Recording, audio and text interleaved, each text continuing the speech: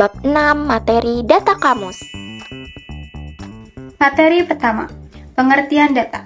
Data menurut KBBI merupakan keterangan atau bahan nyata yang dapat dijadikan dasar kajian, analisis, atau kesimpulan. Sedangkan kamus menurut Badan Bahasa merupakan deskripsi kosakata dari suatu bahasa. Kamus menjelaskan apa arti kata dan menunjukkan bagaimana kata itu bekerja sama untuk membentuk kalimat. Kamus memuat leksikon suatu bahasa dan korpus yang memadai diperlukan ketika penyusunan kamus dilakukan. Apa itu korpus? Menurut KBBI, korpus merupakan kumpulan ujaran yang tertulis atau lisan yang digunakan untuk menyongkong atau menguji hipotesis tentang struktur bahasa. Dari mana leksikon suatu bahasa dalam kamus berasal? Leksikon suatu bahasa berasal dari bahasa lisan seperti rekaman, wawancara, ceramah, berita, dan sebagainya. Korpus jenis ini memerlukan kejelasan suara atau pelafalan bunyi dalam rekaman suatu tuturan. Selain itu, leksikon suatu bahasa juga berasal dari bahasa tulis berupa dokumen, karya fiksi, surat kabar, dan sebagainya. Korpus dalam bentuk ini perlu diseleksi dengan meneliti dan menguji data, karena data dalam bentuk tulis tidak hanya memuat kata yang berasal dari bahasa yang dituju, melainkan dapat kemungkinan data tulis yang didapatkan memuat bahasa lain.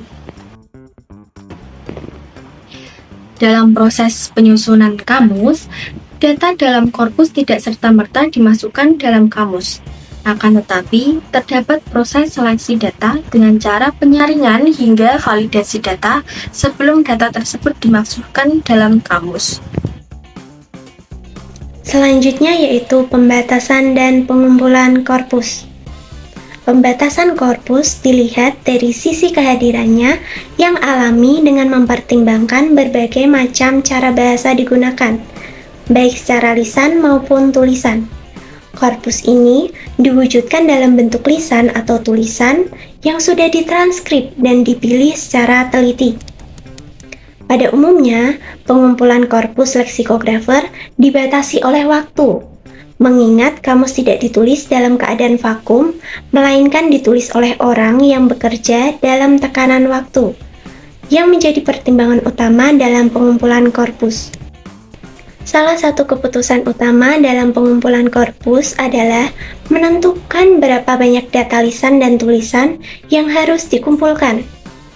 Leksikografer perlu melakukan transkripsi dari data lisan dan tulisan sehingga memerlukan kemampuan memahami bahasa lisan yang akan ditranskrip dengan baik.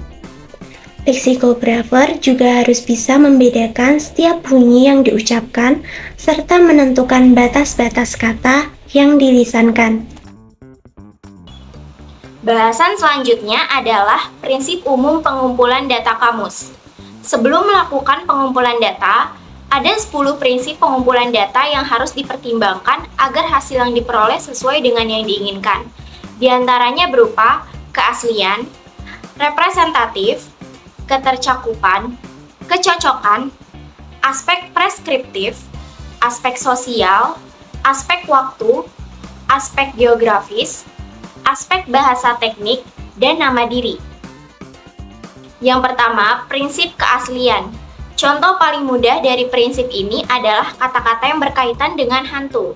Kata-kata tersebut tidak mengacu pada entitas yang nyata, namun sangat mungkin ditemukan lema yang ada dalam kamus. Akan tetapi, prinsip ini sudah tidak lagi digunakan sehingga sulit untuk mendapat data yang autentik. Kedua, aspek representatif. Aspek representatif ini diukur dari 2 kriteria. Pertama, harus memiliki frekuensi yang tinggi yang digunakan penuturnya. Kedua, tercantum dalam kamus lain sebagai entry. Ketiga, prinsip ketercakupan. Prinsip ini mengacu pada keluasan rentangan penggunaan leksikon dalam berbagai konteks dan berbagai ragam. Selanjutnya, prinsip kecocokan. Prinsip ini menyeleksi data dengan mempertimbangkan berbagai kemungkinan realisasi, bentuk, dan makna dari bahasa sumber ke bahasa target. Yang terakhir, Aspek preskriptif. Aspek preskriptif mengacu pada prinsip kebakuan bentuk dan makna. Kemudian aspek sosial. Pada prinsip ini, koleksi data harus mempertimbangkan aspek sosial.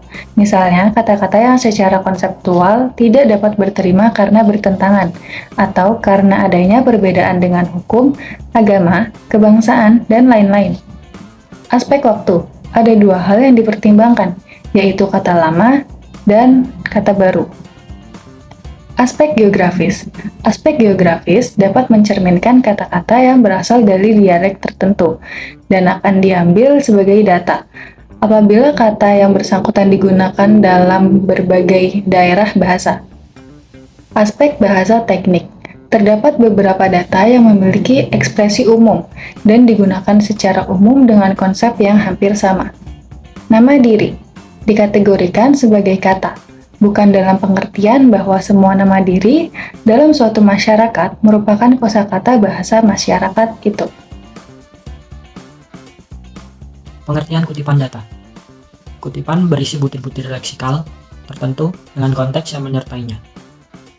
Berkas kutipan, atau yang sering disebut citation file, merupakan fakta bahasa yang berasal dari penggunaan bahasa, baik itu lisan ataupun tulisan. Berkas kutipan tidak boleh diubah dan bukan merupakan rekayasa seorang leksiografi.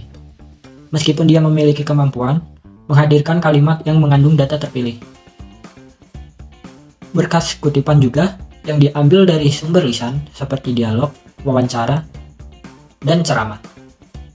Sedangkan berkas kutipan yang diambil dari bentuk tulisan seperti karya fiksi, majalah, surat kabar, dan dokumen resmi. Cara menyeleksi kutipan. Kutipan dapat diseleksi berdasarkan beberapa hal, yaitu berdasarkan kata atau frasa baru, makna baru atau makna umum, dan penggunaan bentuk yang sudah etabilitas.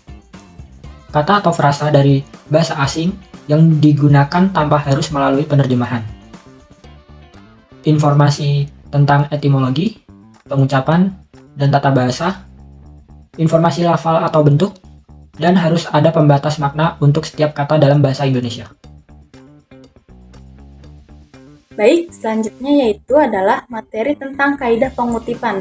Pengutipan itu dapat dilakukan oleh siapa saja, kapan saja, dan dari mana saja sumber yang akan ingin dikutip, baik berbentuk secara tulis maupun secara lisan.